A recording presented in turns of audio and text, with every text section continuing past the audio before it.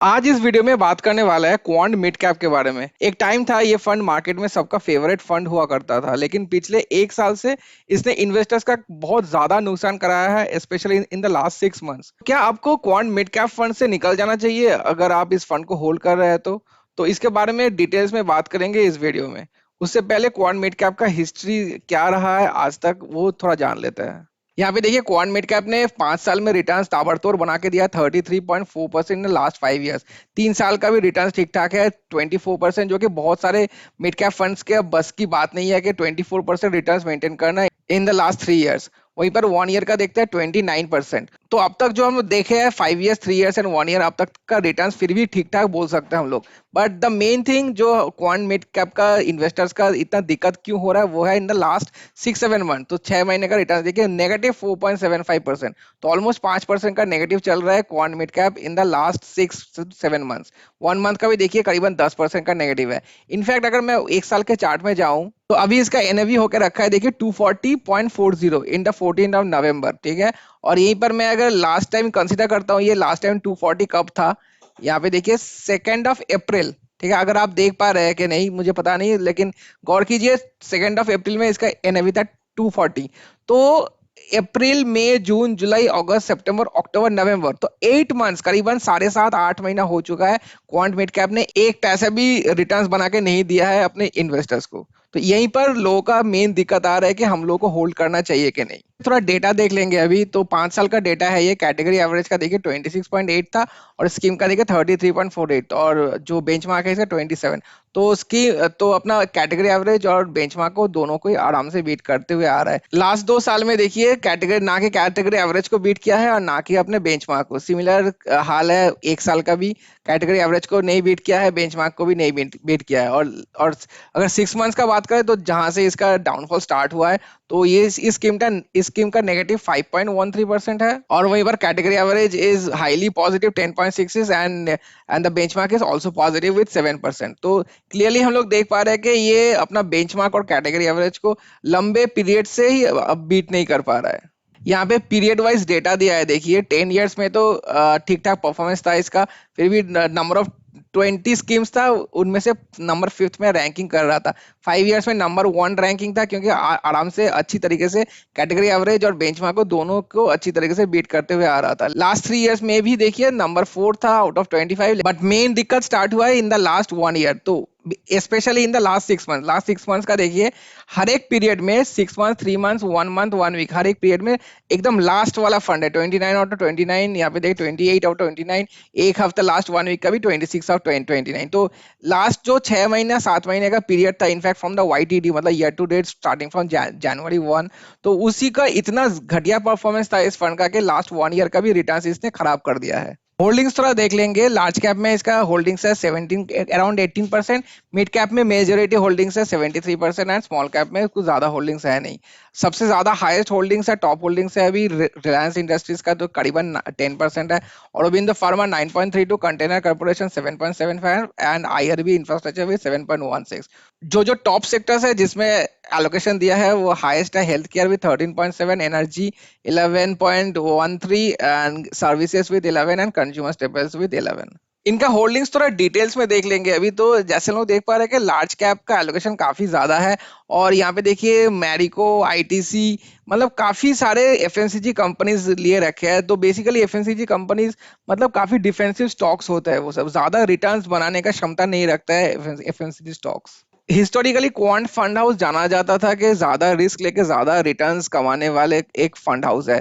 तो क्वांट का maximum funds आप लोग देखेंगे हिस्टोरिकली उसका रिटर्न्स ताबड़तोड़ बना के दिया है आज तक। बट ऐसा देखा गया है in the recent last 7 to 8 months quant ने अपना स्ट्रेटजी थोड़ा चेंज किया है। और ये लोग प्रेडिक्ट किए थे कि एक मेजर क्रैश आने वाला है मार्केट में, इसलिए काफी डिफेंसिव स्ट्रेटजी अपना लिया है ये लोग मेजोरिटी ऑफ देयर फंड्स में। और इसी डिफेंसिव स्ट्रेटजी के लिए जो सबसे ज्यादा सफर किया है क्वांट के म्यूचुअल फंड्स में, वो one of the highest sufferer is the Quant mid cap fund. अभी एक क्विक कंपैरिजन कर लेंगे क्वांट मिड कैप का साथ और जो बाकी पॉपुलर मिड कैप फंड्स है, HDFC mid cap, Kotak emerging mid cap and Nippon India mid cap. 3 year का CAGR देखेंगे पहले, तो ठीक ठाक रिटर्न्स दिया हुआ है। कंपेयर टू द अदर्स देखिए एचडीएफसी का 24 है, 21, 22, लेकिन सबसे ज्यादा सफर कर रहे हैं इन द लास्ट 1 ईयर में देखिए सबसे कम रिटर्न जो दिया हुआ है वो क्वांट मिड कैप फंड ही है कंपेयर टू द एचडीएफसी। देखिए 35, कोटक दिया है 40 एंड निपॉन इंडिया दिया है 38। तो क्लियरली हम लोग देख पा रहे हैं कि अच्छी तरीके से इफेक्ट किया है क्वांट मिड कैप फंड को।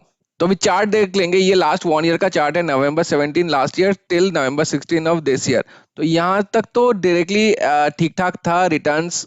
जुलाई 17 तक देखिए 50% का रिटर्न्स मेंटेन कर रहा है क्वांट, और वहीं पर एचडीएफसी और कोटक का 36 और 39 है। यहाँ से इसका डाउनफॉल स्टार्ट हुआ है basically after the July month. तो यहाँ पे देखिए आहिस्ता आहिस्ता नीचे जाके ये ऑलरेडी ओवरलैपिंग करते हुए आ रहा है, और अभी फिलहाल तो अभी रिसेंटली देख रहा है कि काफी अंडर परफॉर्मेंस चल रहा है compare to the other two funds. जून का होल्डिंग्स देख लेंगे। जून में देखिए इक्विटी में था 93%, तो काफी हाई अमाउंट इक्विटी में था, और उसके बाद डेट में लगा हुआ था और कैश में भी था इन लोग का 4% और 2% करीब। सितंबर में इक्विटी का परसेंटेज थोड़ा सा कम हुआ, 93 से लेके 87, करीबन 6% का इनका होल्डिंग्स कम हुआ है फ्रॉम इक्विटी, और वहीं पर कैश का जो होल्डिंग्स था वो इंक्रीज हो चुका था। अक्टूबर का डेटा देखिए, वहीं पर आहिस्ता आहिस्ता इक्विटी का इंक्रीज कर रहा है ये लोग, 92% का इक्विटी है, और कैश ऑन डेट का थोड़ा बहुत एलोकेशन कम किया है। पीरियोडिकली सेक्टर वाइज एलोकेशन देखेंगे। अभी जून में सबसे ज्यादा एलोकेशन था ऑयल एंड गैस का 15.06, उसके बाद फार्मा एंड पावर जनरेशन। सितंबर में थोड़ा सा चेंज हुआ था, ऑयल एंड गैस का रिडक्शन हुआ था और आयरन एंड स्टील आया था, एंड फार्मा का वही मेंटेन कर रहा था। अक्टूबर में फिर से ऑयल एंड गैस है, फार्मा का एलोकेशन काफी हद तक इंक्रीज किया है in the month of October. एक मेजर पॉइंट यहाँ पे नोटिस करने लायक है, देखिए एफएमसीजी टोबैको जो भी स्टॉक्स है, पहले इसका कोई भी एलोकेशन नहीं था in the last few quarters, और यहाँ पर देखिए सितंबर 24 से, तो लास्ट 1-2 महीने में इसका एफएमसीजी टोबैको का जो एलोकेशन है काफी हद तक इंक्रीज कर चुका है ये लोग। इनफैक्ट नई तरीके से लिया है 5.34 एंड 5.35, जो हम लोग जानते हैं एफएमसीजी इज ए काफी डिफेंसिव सेक्टर, और उसके लिए रिटर्न्स पे भी एफेक्ट करता है। कुछ रेशियोज देख लेंगे। अभी देखिए alpha, Sharpe and standard division तीनों के तीनों अपने बेंचमार्क से अंडर परफॉर्मेंस दिख रहा है इनका, but beta is doing good comparatively. और ऐसा नहीं है कि ये डिफेंसिव स्टॉक्स लेके रखा है इसका मतलब काफी ज्यादा स्टेबल फंड है। यहाँ पे देखिए standard division is quite high, 16, करीबन 17% का स्टैंडर्ड डिवीजन है, और उसके साथ टर्नओवर रेशियो भी काफी हाई है, मतलब चर्निंग भी काफी हो रहा है इनके पोर्टफोलियो में। लास्ट 3 साल का रोलिंग रिटर्न्स देख लेंगे। पहले तो देखिए दिसंबर 2019 से अच्छा खासा बीट कर रहा था अपने बेंचमार्क को अच्छी तरीके से, ठीक है, टिल द 2022 ईयर। लेकिन 2020 की ईयर के बाद फिर भी गैप अप पे था, मेंटेन कर रहा था, but in the last 6 to 7 months यहाँ पे देखिए गैप काफी नीचे आ चुका है अपने बेंचमार्क से। तो क्लियरली हम लोग देख पा रहे हैं कि काफी ज्यादा अंडर परफॉर्मेंस दिख रहा है इस फंड का in the last 7 to 8 months because of the strategy change. एक बार डिटेल्स में गौर करते हैं क्वांट मिड कैप का परफॉर्मेंस कंपेयर टू इस पीयर्स। तो 10 साल के लिए मैं सॉर्टिंग किया हूँ, टॉप देखिए फिर भी टॉप 5-6 में आ रहा है, टॉप 5 में आ रहा है in fact the Quant mid cap.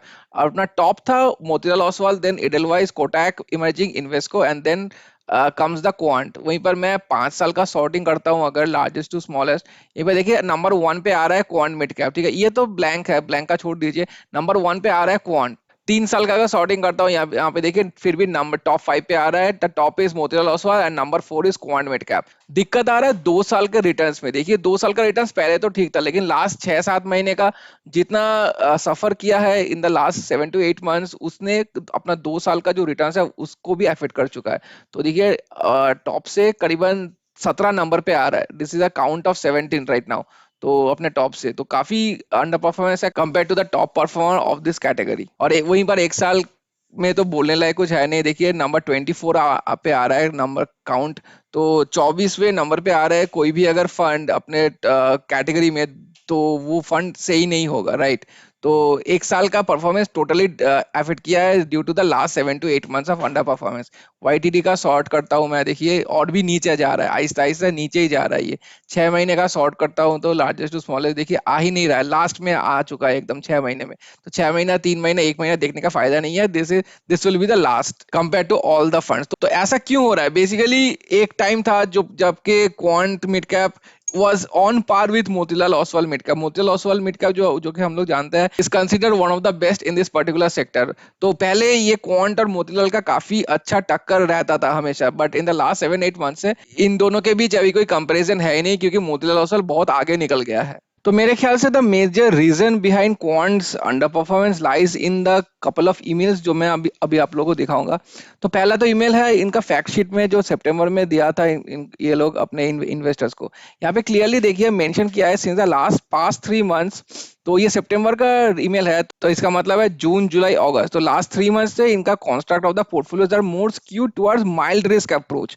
तो माइल्ड रिस्क मतलब जो ज्यादा रिस्की स्टॉक्स नहीं रखेंगे अपने पोर्टफोलियो में, तो वैसे ही कुछ चल रहे थे since the month of July. And defensive और लिक्विड स्टॉक्स को रखेंगे ताकि इम्पैक्ट कॉस्ट ज्यादा ना हो। तो this is the main reason के क्वांट का जो मैक्सिमम फंड्स थे वो काफी सफर किया है, and quant mid cap was one of the main sufferers of this particular approach that they have taken. और नवंबर में इसी महीना और एक ईमेल आया था इन लोगों से saying that we will continue to follow the risk of strategy till November 2024। ठीक है, टिल मिड ऑफ नवंबर, तो मिड तो ऑलरेडी हो चुका है हम लोग का। ये यहाँ पे एक्सप्लिसिटली बताया गया है यूएस इलेक्शन तक, तो यूएस इलेक्शन तो कंप्लीट हो चुका है। तो stated more clearly this October's correction, 2 अक्टूबर में हम लोग को जो करेक्शन दिखा है वो will most likely be followed by a risk on phase from November. तो इन लोगों का स्ट्रेटेजी चेंज होने वाला है फ्रॉम नवंबर। पता नहीं शायद ये लोग चेंज किया है after the election, we can only see from next month after the next month holdings are announced. तो उसके बाद ही हम लोग को पता लगेगा कि इन लोगों का कोई स्ट्रेटेजी चेंज हुआ है कि नहीं। रही सवाल अभी आप लोगों का कंटिन्यू करना चाहिए इस फंड में या नहीं, तो देखिए Quant has been one of the best funds till now in history. Motilal Oswal के तुलना में अगर कोई भी फंड अकेला दौर में रहा है तो that is the Quant. But there is no doubt about it कि लास्ट 7-8 महीने से क्वांट का मिड कैप बहुत घटिया परफॉर्मेंस दिखा रहा है अपने इन्वेस्टर्स को, और कुछ भी रिटर्न्स जनरेट करके नहीं दे पा रहा है। तो इस सब फैक्टर्स को मद्देनजर रखते हुए I will say that because of the change in the strategy, यहाँ पे बता रहा है कि रिस्क ऑन फेज होने वाला है, तो give them some time, at least 6 महीने तक टाइम दीजिए। देखिए इनके परफॉर्मेंस को, अगर परफॉर्मेंस ठीक ठाक निकल के आए in the next 6 months then we can consider staying in this particular fund. और अगर देखेंगे कि 6 महीने बाद भी कोई इंप्रूवमेंट नहीं आ रहा है then we can probably withdraw our money and put it in some other mutual funds. ये जो आने वाला 6 महीना है ये बहुत क्रिटिकल होने वाला है, एंड मैं आप लोगों को बोलूंगा कि बहुत ही अच्छी तरीके से ट्रैक कीजिए इस पर्टिकुलर फंड को, एंड फिर डिसाइड कीजिए कि आपको इसमें रहना है कि नहीं। लेट्स सी इस फंड में 6 महीने के बाद क्या चेंजेस होते हैं, उसके बाद हम लोग डिसाइड करेंगे कि इस फंड से आप लोगों को क्विट करना चाहिए कि नहीं। तो कुछ भी ड्रास्टिक स्टेप लेने से पहले बहुत सोच समझ के डिसीजन लीजिए, क्योंकि ये अपने पर्सनल चॉइस के ऊपर है, ये investment decision is very critical. So I would say just wait for 6 months and see the performance and then only decide कि आप लोगों को क्या करना चाहिए।